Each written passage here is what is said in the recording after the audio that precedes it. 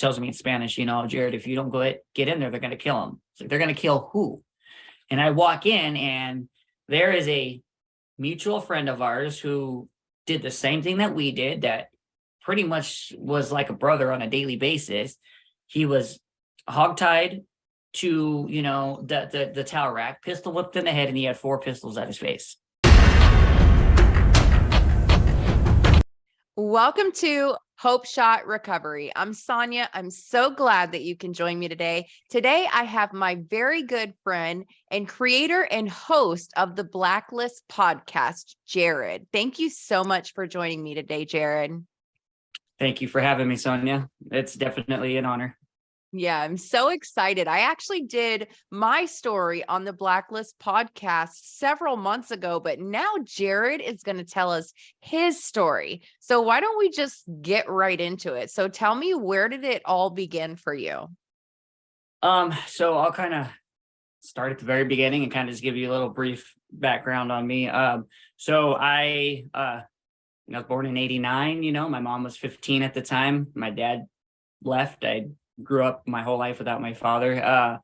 But backing to that, my mom was still a kid. And so I experienced a lot of bouncing around when I was younger. My grandmother took me in at 5, and just because my mom couldn't take care of me the way that she should be able to. And so I went and moved in with my grandparents at 5 years old. And then about 8 years old, I moved back in with my mom. That's when everything happened.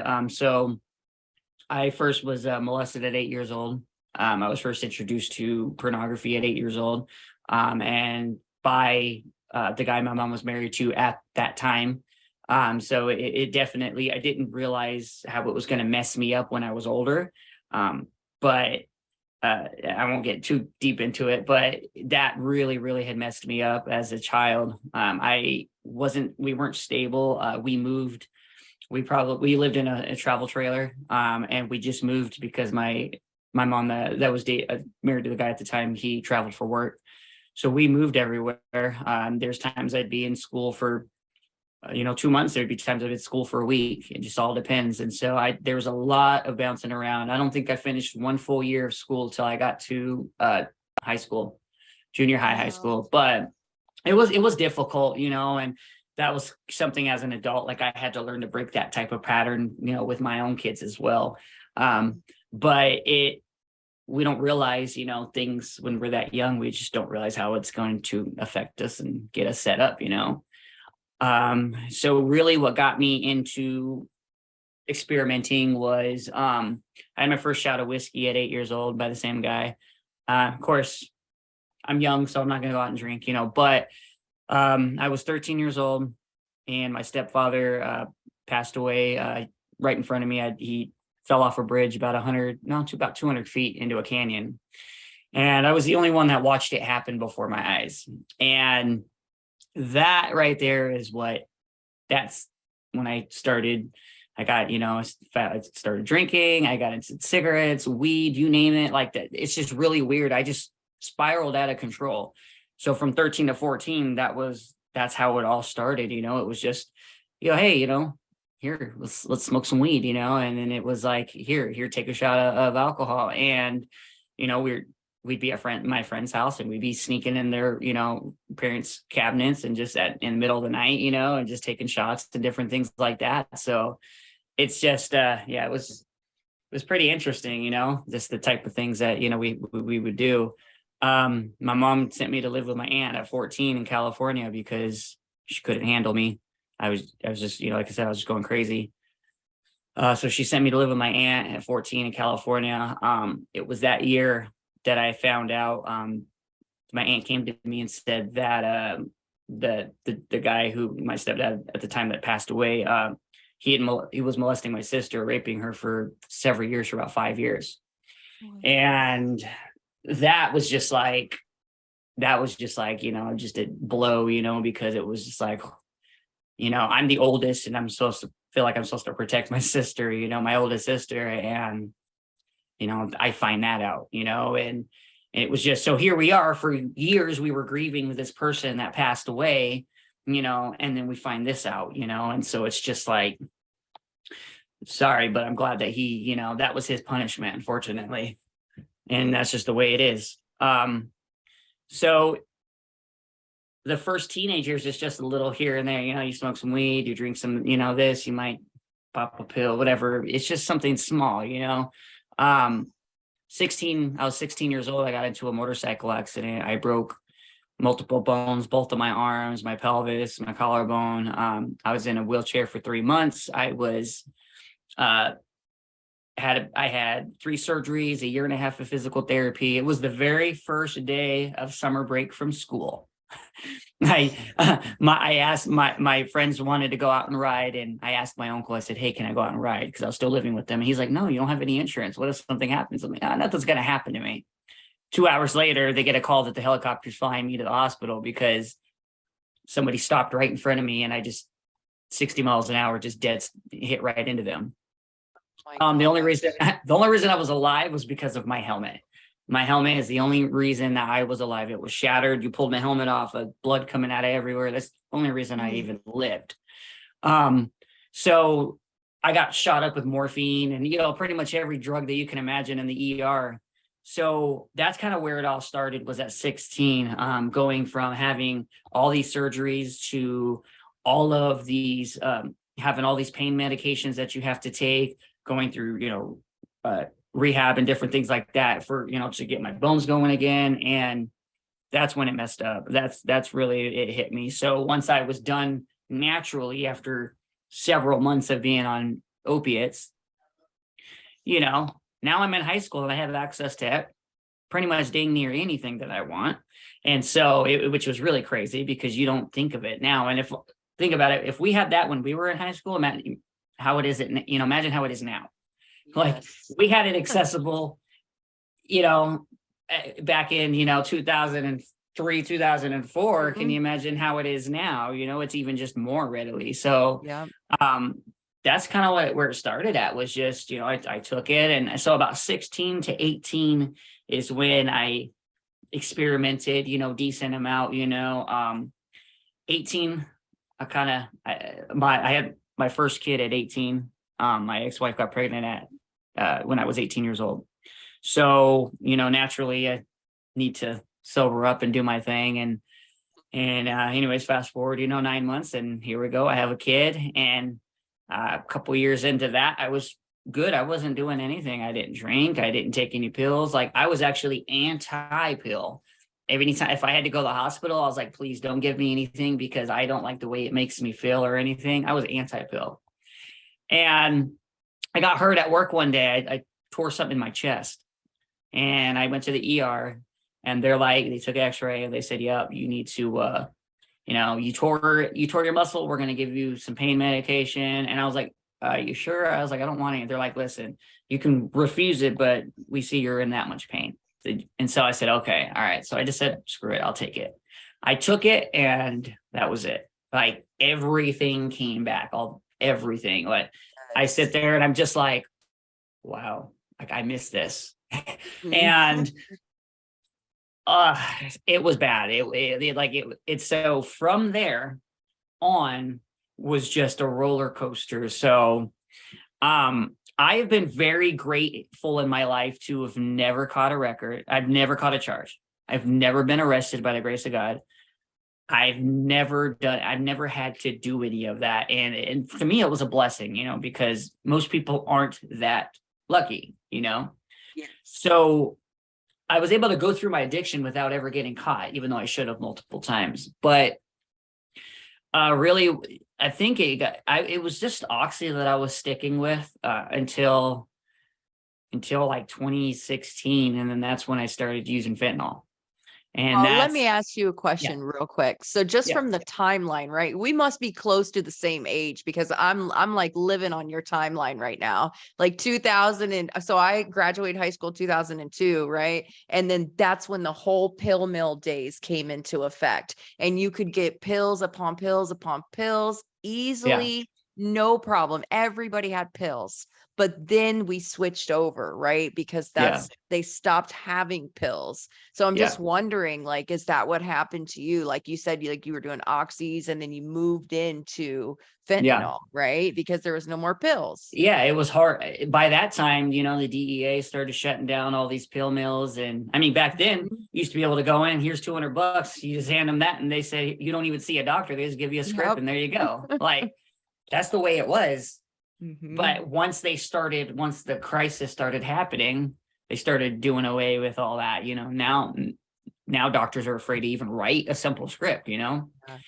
and fentanyl was just so much more easier to come by, especially being pressed into oxy looking pills that come from Mexico, different things like that.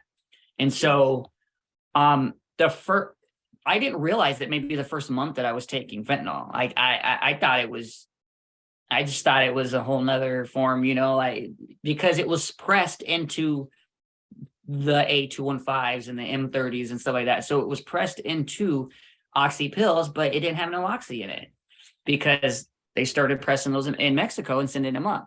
So I didn't know though. And I realized how much stronger they were. And I was like, wow, I actually like this. And mind you, up until my whole time, even from using, never shot up, never snorted it. I just like normal. Then when I started using the fentanyl, realized how strong it was. That's when somebody was like, mind you, backing up real quick, I still deal with the effects of pain from my accident. So I deal with residual pain on a daily basis, from, having pins and stuff, pins and plates and screws in my arms and my wrists and my legs, all that. So there's times, yeah, I took the pills because, it was fun, but I also took it because it was for the pain. But we all know you get tolerant after a while. It doesn't even matter. But I remember one day I was in a lot of pain and I was, somebody's like, hey, you should snort it. And I was like, damn, never did I ever, because I never wanted to go down that route. I never wanted to go down that route. They're like, listen, it'll hit you a lot quicker. I did it, never went back. So I remember I did like a quarter, maybe an eighth of a little pill to begin with. So I'm over there cutting it up and I was scared to even do it because I didn't know how it was going to affect me.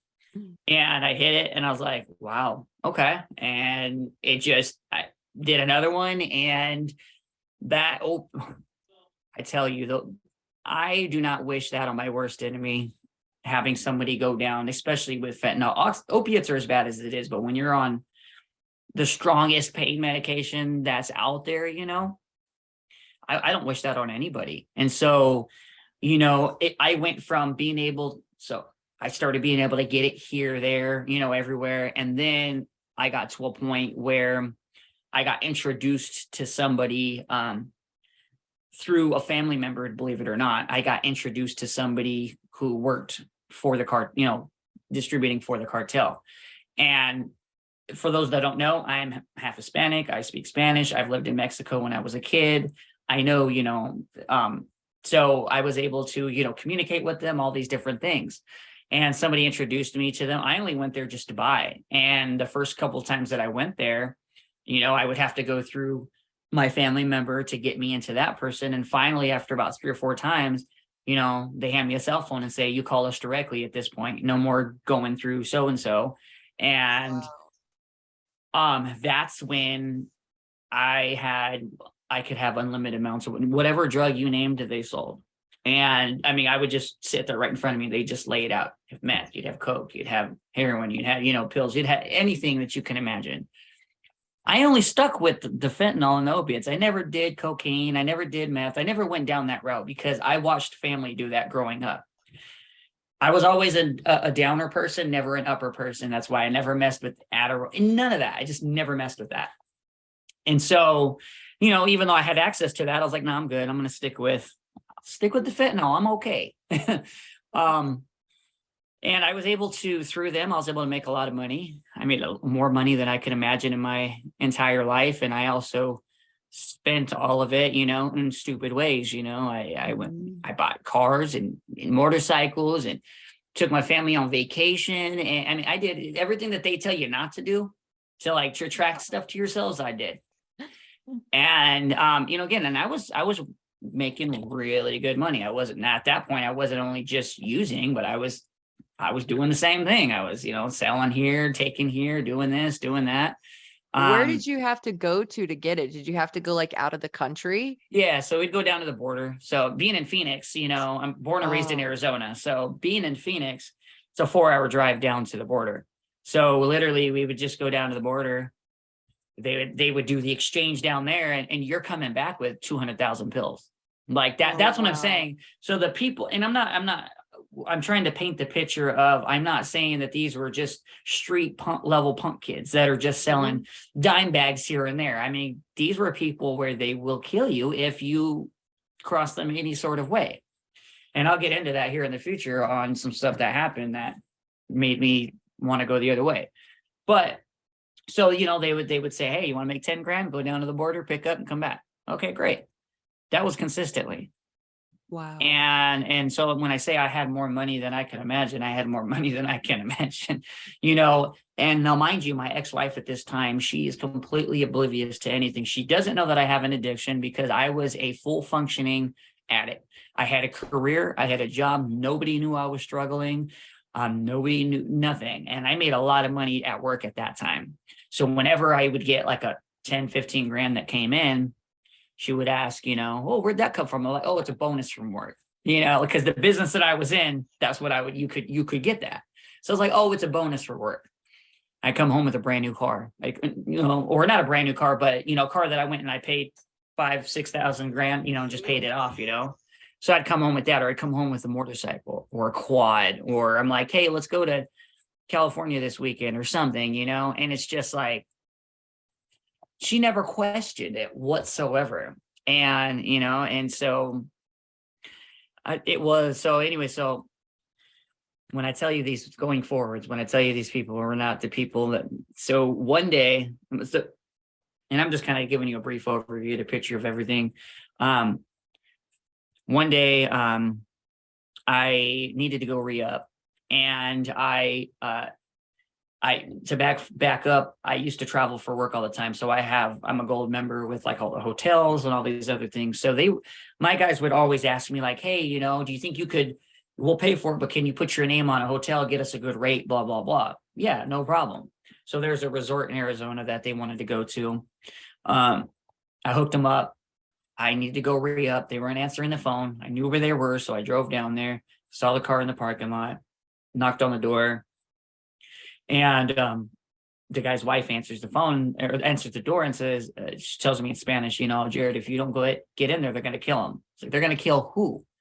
And I walk in, and there is a mutual friend of ours who did the same thing that we did, that pretty much was like a brother on a daily basis.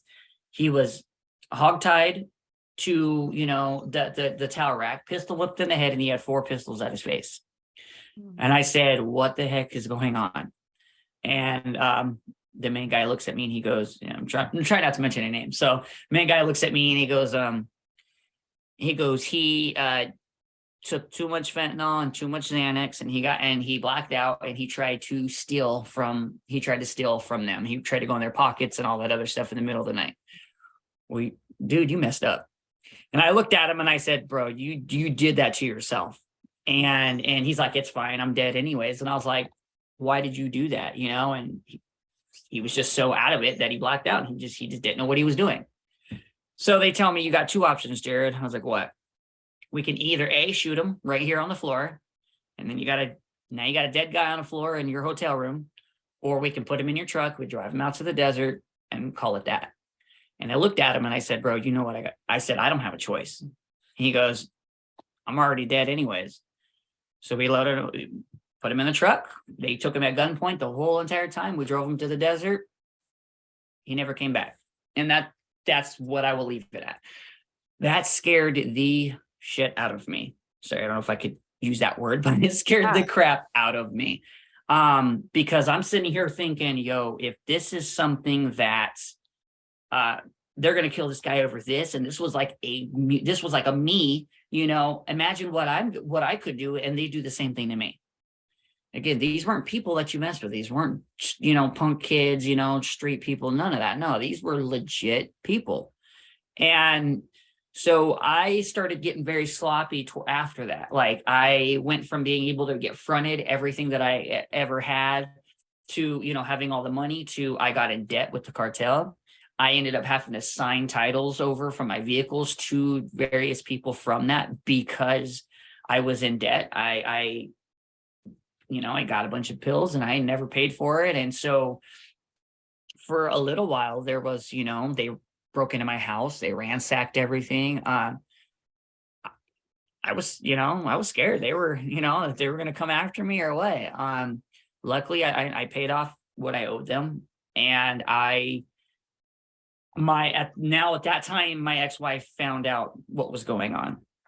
She found out with all these things happening, what was going on. And I remember when she found out what I was doing, this was really stupid. So I've never been ice skating in my entire life. Never. Being in Arizona, you don't go ice skating. I was doing some work at for the hockey players. I was doing some work for the Arizona Coyotes at their stadium on their water treatment system. And the manager comes and he goes, "Hey, I want to give you some coupons to go to come skating for free." I said, "All right, cool." I called my ex-wife at the time. I said, "Hey, you want to go ice skating tonight? I never been, so let's do it." So we did. Mind you, I'm snorting a pill every hour and a half, 2 hours. So, I have them in my wallet, and my main stack is at home in a stash can in my work truck. And so we went ice skating, and she's like, "Okay, I'm done." I was like, "All right, I'm going to go around one more lap." So I go around one more lap, and this little 5-year-old kid knocks me over, and I break my hip. I fall and I break my hip. I was in the worst pain ever that I could ever be in. And mind you, I was on a crap ton of fentanyl. They called the ambulance. The ambulance gets there. What's the first thing they want to shoot me up with is fentanyl. So here I am. I'm worried that I'm like overdose on it, but I can't tell them that I'm using. And at this point, nobody knows I'm using. Luckily, they shoot me up and I'm okay. So I get to the hospital and they go, "Yes, you got to have surgery tomorrow, blah, blah, blah." I was like, okay. So my ex goes back to the house. I tell her I need to grab my charger. Can you get some stuff for me? She goes back to the house. She says that she felt like this voice, almost like it was like God or the Holy Spirit, said, "You need to go in the middle of the work truck. You need to open up the center console and you need to go into the monster stash can." She heard it word for word. She went straight there, pulled it up. There's all my pills, a couple hundred pills. Wow. How the heck would she know that was there? And she took a picture of it and sent it to me. She, what is this? And at that point I knew I was caught. So I had to come clean with everything. And she basically, I had to come clean at that point. She basically said, "It's either us or the drugs." I wanted my kids at that time, my family. So I was like, "Listen, I'm ready to quit." I had all this stuff happen to me between everything with that I witnessed, and I was just getting sick and tired of it to the very end. I was sick and tired of always having to wake up, not being able to function until I hit something, like I didn't want that. And I was already at the end of my usage where something's got to give. Something's got to give. Like I was already there. So this was kind of almost the push that it took for me to be able to do it. And so I told her, I said, "Listen, I'm willing to do whatever I need to do." A lot of my family was like, "You need to go to treatment, this and that." Let me tell you this, even I'm 4.5 years sober. Not once did I do detox. Not once did I do treatment. I did it all at home. Not everyone can do that. I'm not condoning that. Not everyone can do it, but I didn't do it. So I'm just being honest, not everybody, that's probably not the way to go about it, especially depending on the drugs that you were on, but I did it that way. So she dumps all my pills in the toilet and flushes it. And so she doesn't tell me till I get home. I actually, after she found out, I hit up my dealer and he came to the hospital and delivered pills for me at the hospital. So here I am getting IVs of morphine. And when the nurse is out there, I'm crushing them up, snorting them up in between stuff, thinking I'm slick and sly with it, So I get home a couple of days later, knowing that I didn't know she threw them away, but I got there and she said, I just flushed all of your pills. And I looked at her and I said, do you realize what you just did?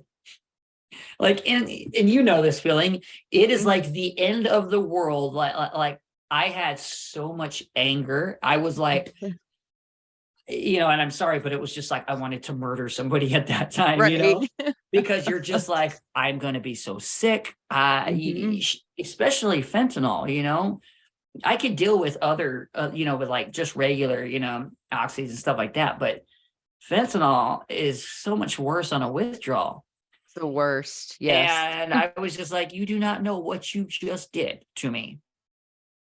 I was so, I just, my world just came crashing down. Even though I knew that I wanted to be done, my world came crashing down. And I was like, Jesus Christ, like, this is it though. This is what it is.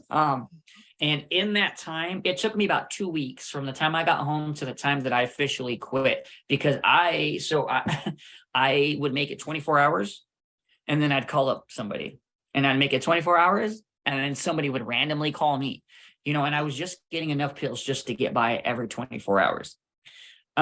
She actually had to get to the point where to hide the car keys, because I would wake up at 3 a.m. I would literally go, no shoes, pajama pants, jump in the car, and I would just drive. She had a tracker on my phone, so she knew where I was going. It took about 2 weeks before I was finally like, I'm done. I am so done with this shit. And so we made the decision. I made the decision that I needed to leave. I couldn't stay there. I had to leave. So we literally looked at the map and we pointed to a place to live, and it was in Texas. Had no job there, had no family there, had no house there, had no nothing. We sold everything that we had within 3 days over a weekend. And we left with just couple clothes some clothes on our back and some trash bags full of clothes. We literally sold everything else. We drove to Texas with enough to get us into an extended stay hotel. And again, mind you, this was pure faith. I had no clue what was going to happen. I just knew that I had to get out of there if I wanted to change my life. So I left. We got there within 3 days. I had a job. We had an apartment. We had everything just started falling into place. It just started aligning one by one. And it's amazing. If you think about it now, it's amazing when you start being obedient, doing what you're supposed to do, how everything else starts falling in place. Yes. At that time, I didn't think it was just, but it was all falling into place. Mm-hmm. So yeah, I mean, that's kind of how it was from that phase. I know I kind of ran through it and rambled on about it. So hopefully that covered it, but that's how it was. And so October 16th, 2018 was the last day that I ever used. And here we are, 4 years later, still going strong, but just to kind of back up. So when I went to meetings and different recovery meetings, but again, I didn't do any outpatient treatment. I didn't do any detox. I did it at home and it sucked. I didn't eat for days on end. I do not wish that on anybody. You just feel like you just want to die. Your skin's crawling. You're just like, you want to sit there and rip your hair out. And a lot of times you just want to take as much sleeping pills as you can to knock yourself out. But little do you know that diphenhydramine and all that actually affects your restless legs. So I didn't realize that, but you're already restless to begin with from having the restlessness. I started taking a bunch of Benadryl and Unisom and all that, and it made it worse. And I started researching it, and they said for opioid withdrawals, diphenhydramine is, it actually increases increases the symptoms. So here but that's the only thing that could put me out, but at the same time, keep it bearable. And again, I don't wish that on anybody. I don't. That actually, if I think about now wanting to get high, I think about that. So for me, it's just like I think about that. I couldn't even go back if I wanted to back to that lifestyle, because I don't want to go through that again. That's literally it. Like, I don't have another relapse in me. I fought for 15 years on and off in my entire life with addiction. And here I am, at 34 years old, and I'm still putting my life together, and different things like that. But I just knew that I had to get out of that life, that it wasn't for me. Again, I'm so grateful, by the grace of God, I never got a charge. I never went to jail. Um, Even though I should have multiple times, I didn't. But in my eyes, I think that was God just protecting me, and again, Sure. it doesn't mean that you're not able to, I mean, with your history and everyone that we know, like whether you go to jail or you don't go to jail, you could still be, a useful tool. I just happen to not get caught up. Mhm. And sometimes going to jail is what people need. Mhm. That's what'll get them sober. Yeah, I mean, but for other people, going to jail doesn't work, you Does just it? never know. But I think that's why all of our stories are so important, because we Right. all have different walks. And like, you could have easily gone to prison for a long Mm-hmm. time, but Yep. by the grace of God, like you said, you didn't. But your story is very powerful. Like, you don't have to go to jail to get clean. You don't have to go to Yeah. detox to get clean. You can do it. And I just Yeah. love, like, you have such a powerful story, Jared. I did watch your story on Jamie Tall's page, but it's been a little while, so I Yeah. forgot. Like, oh my goodness. So tell people where they can find your podcast at and your page, and how can they find you? Yeah. So we are on all major platforms. So so we're at the Blacklist podcast, and Blacklist is spelled Blaklist. So between Facebook, we're at the Blacklist podcast. YouTube, we're at the Blacklist podcast. Uh, TikTok, I'm still learning TikTok. I don't know a lot about it. That was actually Bonnie's area, but we never had anything. But we're on at the Blacklist podcast. We're on Instagram at the Blacklist podcast. And then we have we have an email, blacklistpodcast@gmail.com. If anyone needs to reach out for anything, you can also message us on Facebook or any other platform. I will get together and share anybody's story. Our platform is supposed to be, it's basically supposed to show everyone that if I can do it, if you can, then so can you. And that's kind of Nice. where it is. No story is too little or too big to be able to get out there. And that's just what I want to do. Like, everybody that gets out there, they're just like, man, I would love to share my story, but I don't feel that I can because of this, or this. And I'm like, no, do it. I don't care. Your story may not be as in depth as mine or in depth as yours, but that's your story. Share your story, because you never know. Just as much as people are out there listening to mine, they might need to listen to yours to be able to change their life. And at the end of the day, we're not just a recovery-based podcast, but we're also mental health. We're huge on depression and anxiety and bipolar and all this other things, because most of the time, anxiety, depression, and mental health and addiction go hand in hand.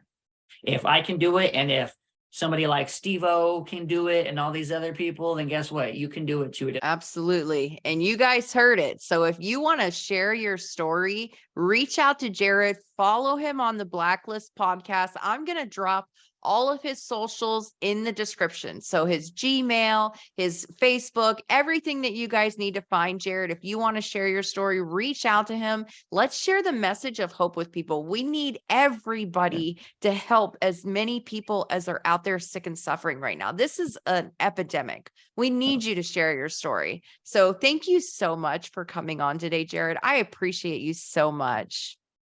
I appreciate you as well. Thank you for, giving me the opportunity to come on, and everything, that we've done in the past and everything we're going to do in the Yep, future. that's right. We sure are. More to come. Thank you guys for joining us today. We'll see you back again soon. All right. Thanks.